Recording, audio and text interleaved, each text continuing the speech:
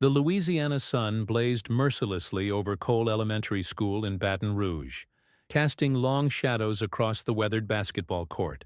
The year was 1987, and the humid air hung thick with the promise of another scorching afternoon. Inside the gymnasium, the squeak of sneakers against polished floors echoed through the cavernous space as children ran through their physical education routines. Mrs. Dorothy Phillips adjusted her whistle around her neck, her keen eyes scanning the group of fifth graders scattered across the gym. At 52, she had been teaching physical education for nearly 3 decades, and she had seen every type of child imaginable: the natural athletes, the reluctant participants, the class clowns, and the wallflowers. But today, her attention was drawn to a figure that stood out like a redwood among saplings. Shaquille O'Neal, all 6 feet and 2 inches of him at just 15 years old, having been held back twice, towered over his classmates with an almost comical disproportion. His oversized sneakers, clearly hand-me-downs, were falling apart at the seams, and his gym clothes hung loose on his lanky frame. Despite his intimidating height, there was something vulnerable about the way he hunched his shoulders, as if trying to make himself smaller, invisible. "All right, everyone, let's line up for basketball drills," Mrs. Phillips called out, her voice carrying the authority of someone who had commanded respect in gymnasiums for decades. The other children eagerly formed lines, chattering excitedly about who would make the best shots, but Shaquille lingered at the back, his dark eyes fixed on the scuffed gymnasium floor. Mrs. Phillips had noticed this pattern for weeks now. The boy seemed afraid of his own height, reluctant to fully engage in activities where his natural advantages would shine. "Shaquille," she called gently, "come up here to the front." The giant teenager's head snapped up, panic flickering across his features.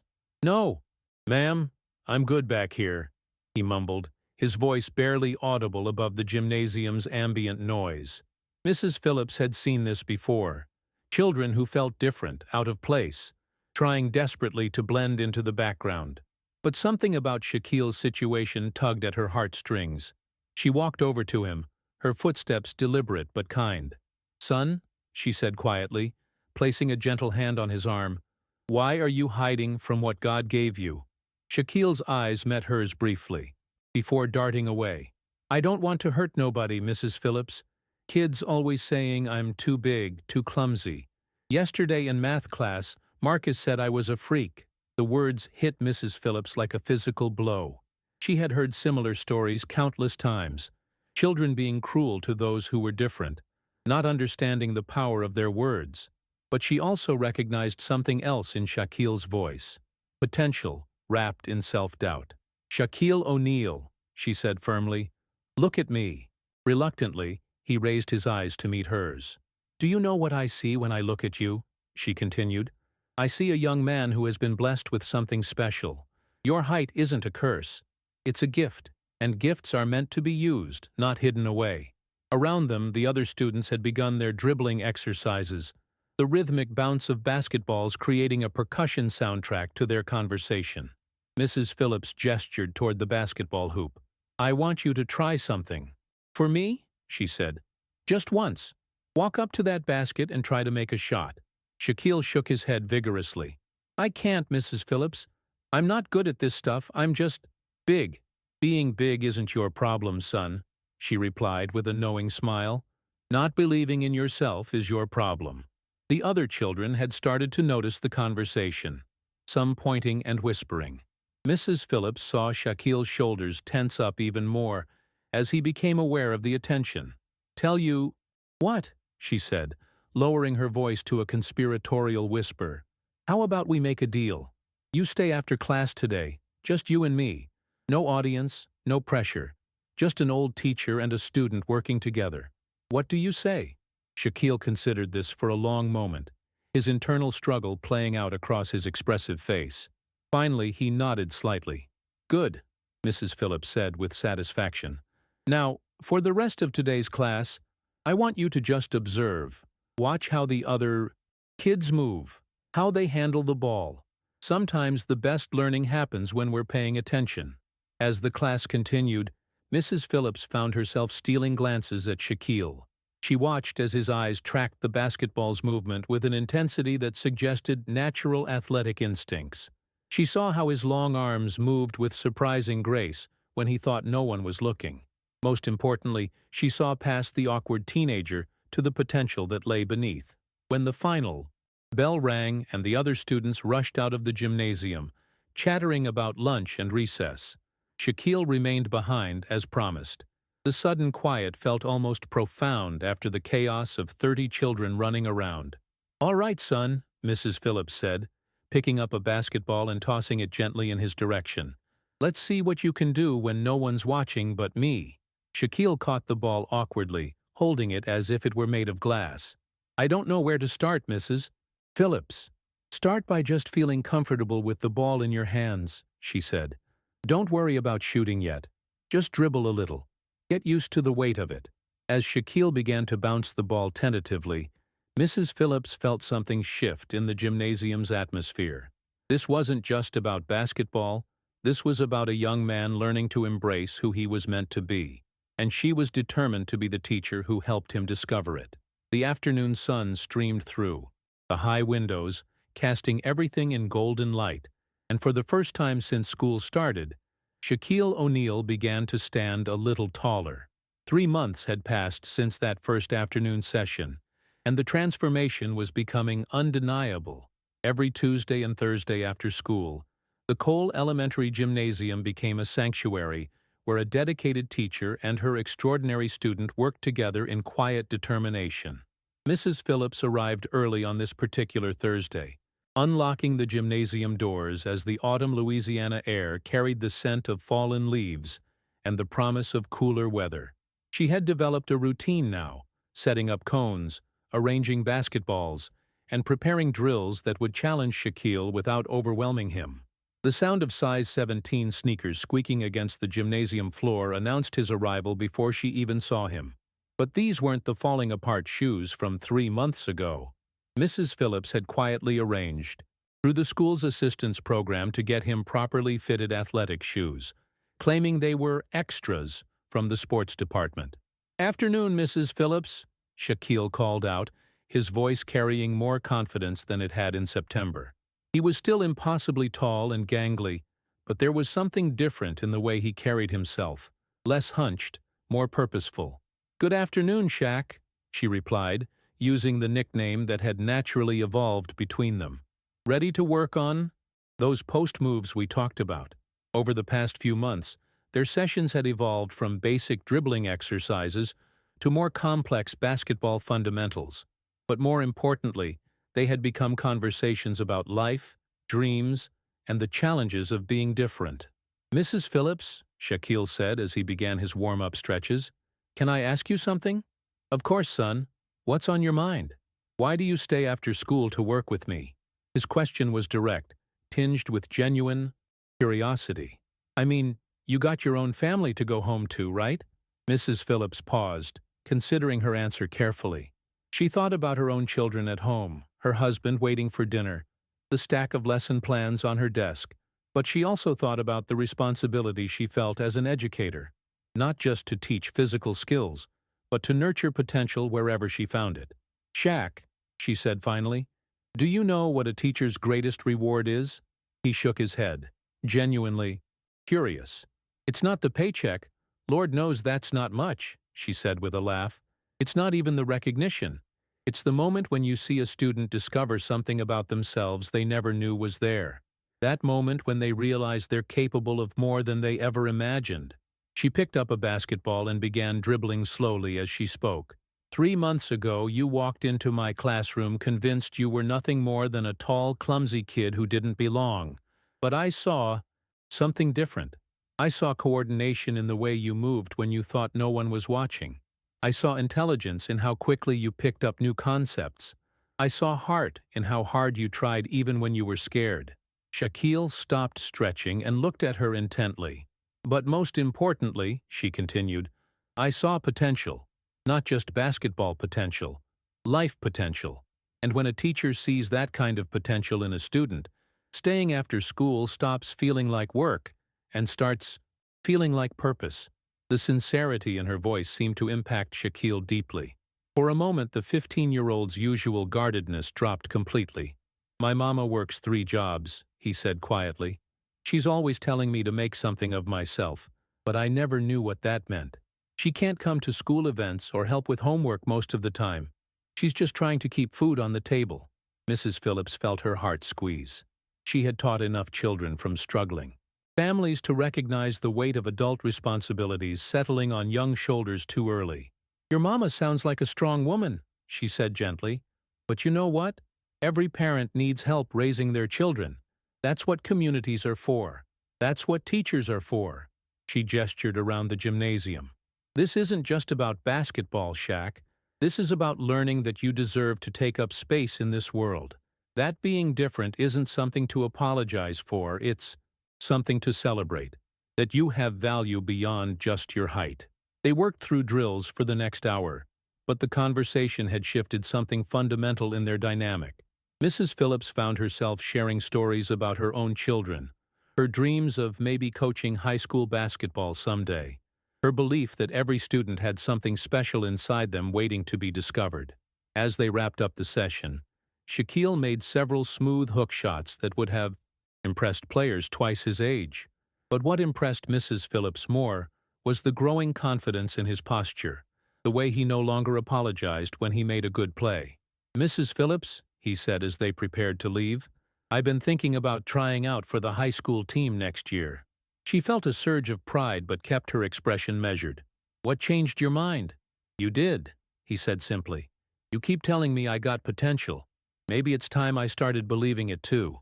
As they walked toward the gymnasium exit, Mrs. Phillips made a mental note to call the high school coach. She wanted to make sure they understood what kind of young man would be walking through their doors. Not just a tall kid, but a student who had learned the value of hard work, respect, and believing in himself. The late afternoon sun painted long shadows across the empty hallways as they locked up the gymnasium.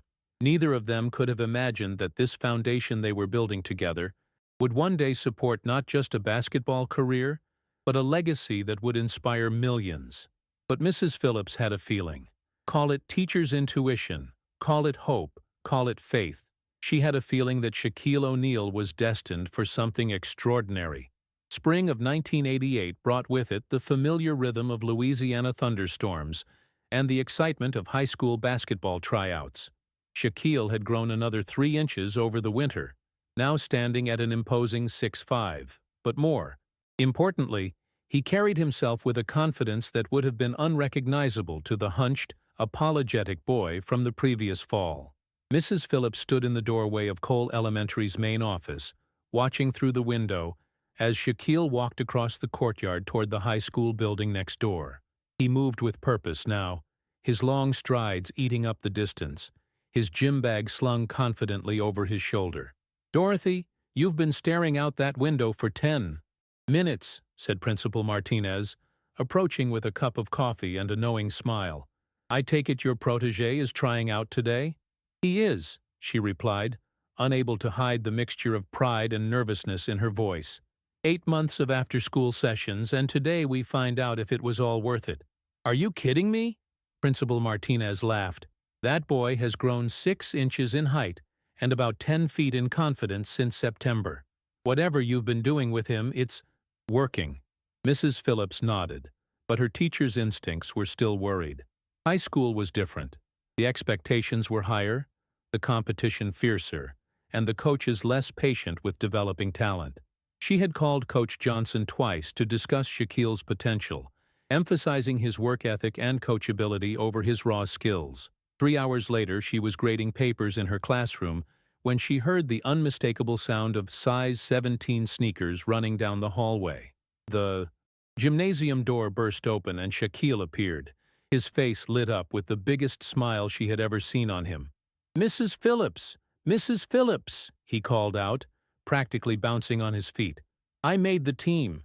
JV to start, but Coach Johnson said if I keep working hard, I might see some varsity time before the season ends." The pure joy in his voice made her heart swell. She set down her red pen and stood up, opening her arms for the bear hug she knew was coming. "I'm so proud of you, son," she said, as he lifted her slightly off her feet in his enthusiasm. Tell me everything. How did it go? It was just like we practiced, he said, setting her down and talking rapidly. They had us do layup lines first, and I remembered what you said about using my height as an advantage, not apologizing for it. Then they did some scrimmaging, and Coach Johnson put me in the paint, just like you suggested. Mrs. Phillips listened intently as Shaquille recounted every detail of the tryout, from the initial nervousness to the moment Coach Johnson pulled him aside to tell him he had made the team. But what struck her most was how he kept referencing their training sessions, the lessons they had worked on, the confidence they had built together. "There's something else," Shaquille said, his excitement momentarily tempered by something more serious. "Coach Johnson asked about my grades. He said basketball can open doors, but only if I keep up in the classroom too." This was the conversation Mrs. Phillips had been hoping for. She had seen too many talented athletes lose opportunities because they hadn't taken their education seriously. "What did you tell him?" she asked. "I told him about how you always made me do my homework before we could practice," Shaquille replied. "How you said being smart was just as important as being athletic. He seemed impressed that I've been keeping my grades up." "And you're going to keep it that way, right?" she said, giving him her most serious teacher look. "Yes, ma'am," he nodded emphatically. "I promise." Over the following months, Mrs. Phillips watched from the bleachers as Shaquille dominated JV games with an ease that surprised even her. By mid-season, he had been moved up to varsity, where he continued to excel.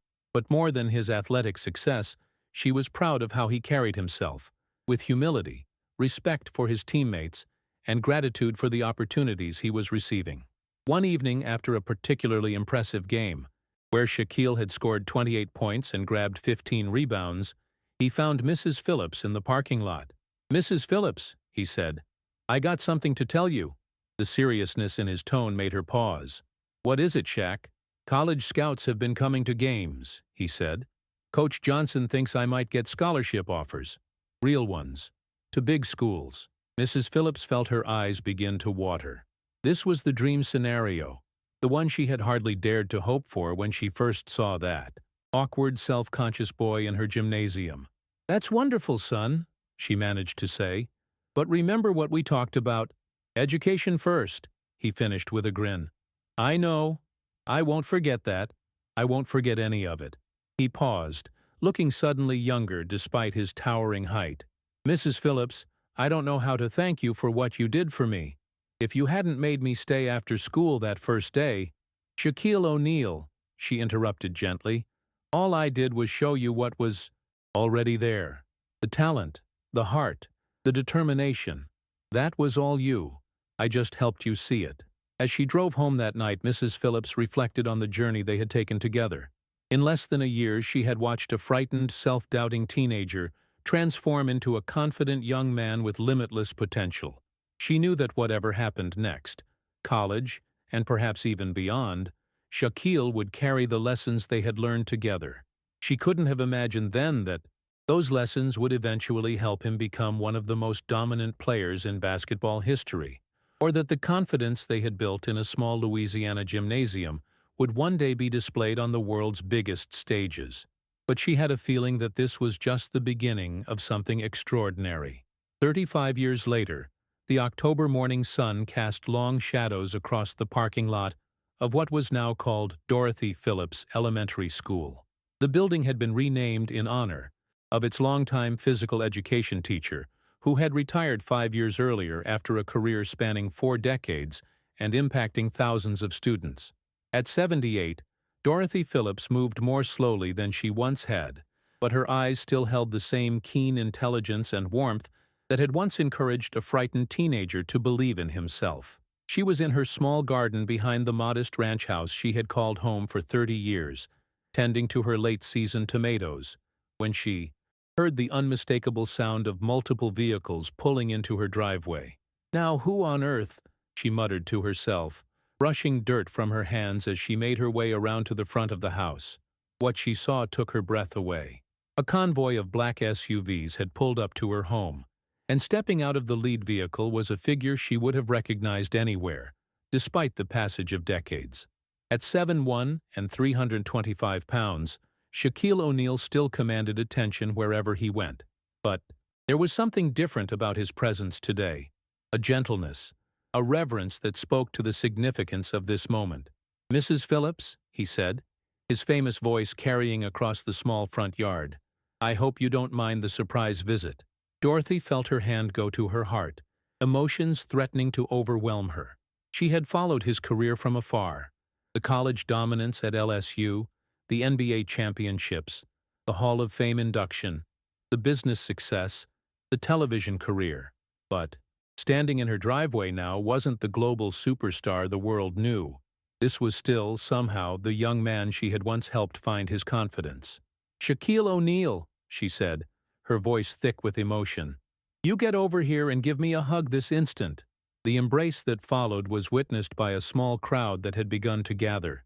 Neighbors who had noticed the unusual activity, a few local reporters who had somehow gotten word of what was happening, and members of Shaq's entourage, who had accompanied him on this deeply personal journey. "Mrs. Phillips," Shaq said when they finally separated, "I owe you an apology.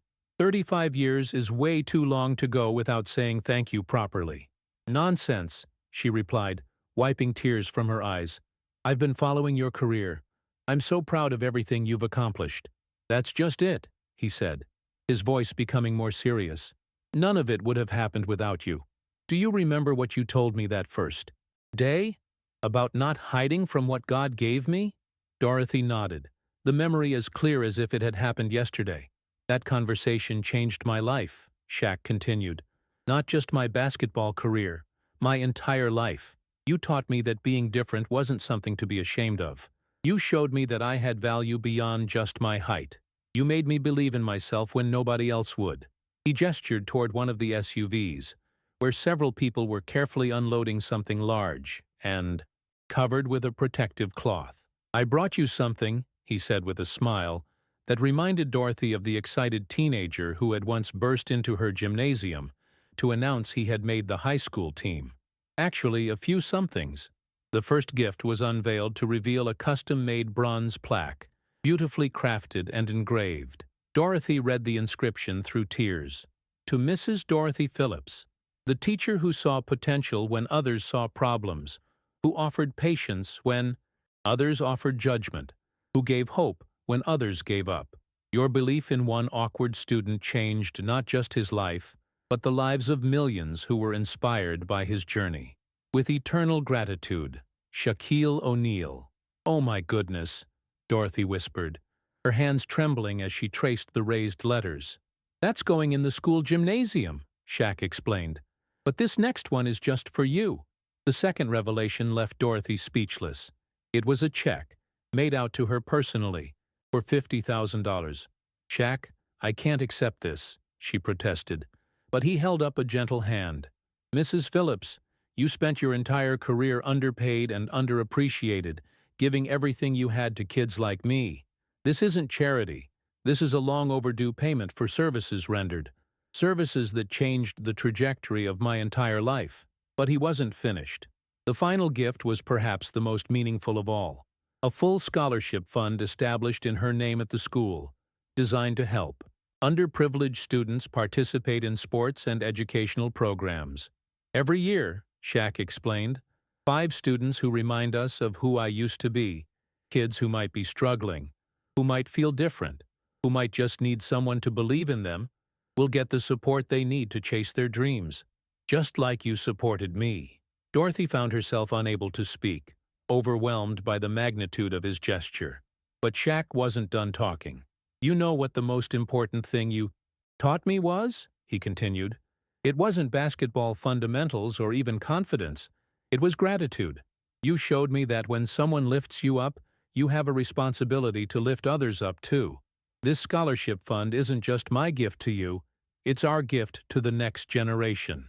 As neighbors and onlookers applauded, Dorothy finally found her voice. "Shaquille," she said, "I need you to know something. That scared 15-year-old boy I met 35 years ago, he had everything he needed inside him already. All I did was hold up a mirror so he could see it himself." "Maybe," Shaq replied with a grin, "but sometimes that's exactly what someone needs. a teacher who cares enough to hold up that mirror. The visit lasted for hours, with Shaq touring the school, meeting current students, and sharing stories about the lessons he had learned in that very gymnasium decades earlier. But the most powerful moment came when he and Dorothy stood alone in the gymnasium that had been the site of their transformative work together. "Do you ever think about what would have happened if you hadn't made me stay after school that day?" he asked quietly. Dorothy considered the question seriously. "I think you would have found your way eventually," she said. "Talent like yours doesn't stay hidden forever." "Maybe," he said, "but I wouldn't have found it with the same confidence, the same sense of purpose, the same understanding of what it means to use your gifts to help others. That part came from you." As the sun began to set over the small Louisiana town, Shaquille O'Neal prepared to leave the place where his journey had truly begun. But the impact of his visit would last far beyond that single day. The scholarship fund would help hundreds of students over the years. The plaque would inspire countless young athletes, and the story of a superstar who never forgot his first teacher would become legend. For Dorothy Phillips, the day served as the ultimate validation of a lifetime spent believing in young people. She had always known that teaching was about more than just lesson plans and test scores. It was about recognizing potential and nurturing it with patience, dedication, and love. And sometimes, just sometimes, that potential grows up to change the world. As Shaq's convoy pulled away from her modest home, Dorothy stood in her doorway, still clutching the bronze plaque, tears of joy streaming down her face. She thought about all the students she had taught over the years, wondering what dreams were taking shape in gymnasiums across the country at that very moment. But mostly, she thought about the power of believing in someone, and the miracle that happens when that belief becomes the foundation for something extraordinary. The last thing Shaquille had said to her echoed in her mind. "Mrs. Phillips, you didn't just teach me basketball. You taught me how to be grateful, and grateful people change the world." In the quiet of her small Louisiana town, Dorothy Phillips smiled, knowing that the most important lesson of all had come full circle.